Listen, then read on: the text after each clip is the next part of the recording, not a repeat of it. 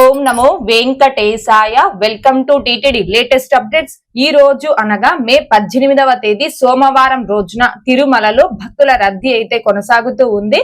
300 రూపాయల ప్రత్యేక ప్రవేశ దర్శనం టికెట్స్ ను కావచ్చు, 500 రూపాయల వర్చువల్ సేవా దర్శనం టికెట్స్ ను కావచ్చు కలిగి ఉన్న భక్తులకి ఈ రోజు దర్శనం పూర్తవ్వడానికి సుమారుగా 3 నుంచి 4 గంటల సమయం పట్టే అవకాశం ఉంది. అలాగే తిరుపతి ఆఫ్లైన్ ఎస్ఎస్డి టోకన్స్ కావచ్చు, శ్రీవారి మెట్టు మార్గం దివ్య దర్శనం టోకన్స్ ను కావచ్చు కలిగి ఉన్న భక్తులకి ఈ రోజు దర్శనం పూర్తవ్వడానికి సుమారుగా 4 నుంచి 6 గంటల సమయం పట్టే అవకాశం ఉంది. ఈ రోజు ఉదయం 6 గంటల సమయానికి శ్రీవారి ధర్మ దర్శనం అంటే ఎటువంటి టోకన్స్ లేకుండా స్వామి వారిని ధర్మ దర్శనం చేసుకోవడానికి వచ్చినటువంటి భక్తులు వైకుంఠం క్యూ కాంప్లెక్స్ 2 లోని 31 కంపార్ట్మెంట్లలో దర్శనం కోసం వేచి ఉన్నారు.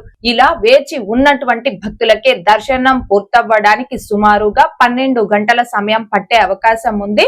ఇక ఈ రోజు ఎటువంటి దర్శనం టోకెన్స్ లేకుండా నేరుగా తిరుమలకొచ్చి స్వామి వారిని ధర్మ దర్శనం చేసుకోవడానికి కొత్తగా ఈ రోజు ఎవరైతే ఫ్రీ దర్శనం క్యూ లైన్ లో జాయిన్ అవుతారో ఆ భక్తులకి దర్శనం పూర్తవ్వడానికి సుమారుగా 16 నుంచి 18 గంటల సమయం పట్టే అవకాశం ఉంది. భక్తుల రద్దీని బట్టి దర్శనాలు పూర్తయ్యే ఈ సమయాలలో కూడా మార్పులు ఉంటాయి కాబట్టి శ్రీవారి భక్తులు ఈ విషయాన్ని గమనించుకోగలరు. అలాగే తిరుమల స్వామి వారి దర్శనాలకు వచ్చే ప్రతి ఒక్కరూ తప్పనిసరిగా తమ ఆధార్ కార్డులను తమ వెంట తీసుకుని రావాల్సిందిగా కోరుచున్నాను.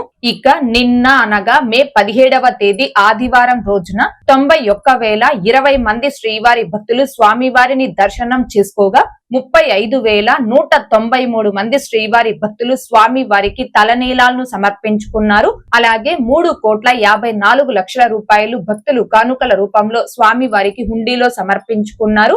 ఓకే అండి, ఈ రోజు అనగా మే 18వ తేదీ సోమవారం రోజున తిరుమలలో భక్తుల రద్దీ అయితే కొనసాగుతూ ఉంది. తిరుమల తిరుపతి దేవస్థానాలకు సంబంధించి మరింత సమాచారం కోసం మన ఛానల్ ని సబ్స్క్రైబ్ చేసుకుని రెగ్యులర్ గా ఫాలో అవ్వగలరు. అండ్ మన ఛానల్లోని వీడియోస్ ని తప్పకుండా లైక్ చేసి షేర్ చేయవలసిందిగా కోరుచున్నాను. ఓం నమో వెంకటేశాయ. Thanks for watching.